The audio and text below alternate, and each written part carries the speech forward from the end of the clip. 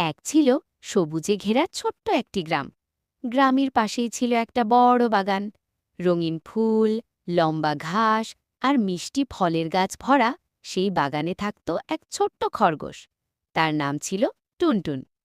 টুনটুন ছিল খুব চঞ্চল আর ভীষণ কৌতূহলী।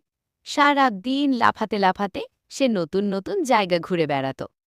একদিন সকালে টুনটুন বাগানের কোনায় গিয়ে দেখল একটি ছোট্ট বিড়াল গাছের নিচে একা বসে আছে।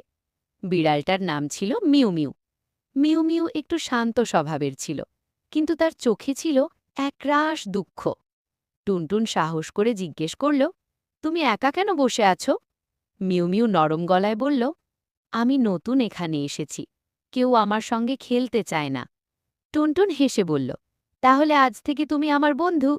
সেই দিন থেকেই টুনটুন আর মিউ মিউ একসঙ্গে খেলতে লাগল। কখনো তারা ফুলের মাঝে দৌড়াত, কখনো প্রজাপতি ধরার চেষ্টা করত। টুনটুন মিউ মিউকে লাফ দিতে শেখালো, আর মিউ মিউ টুনটুনকে গাছে চড়তে সাহায্য করল। একদিন হঠাৎ বাগানে ভারী বৃষ্টি নামল। টুনটুন ভয়ে কাঁপছিল, কারণ তার গর্তে পানি ঢুকছিল। মিউ মিউ তখন নিজের শুকনো আশ্রয়ে টুনটুনকে ডেকে নিল। মিউ মিউ বলল, বন্ধু মানে বিপদে পাশে থাকা।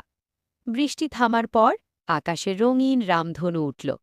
টুনটুন আর মিউ মিউ একসঙ্গে বসে রামধনু দেখল আর মনে মনে প্রতিজ্ঞা করল তারা সারা জীবন বন্ধু থাকবে।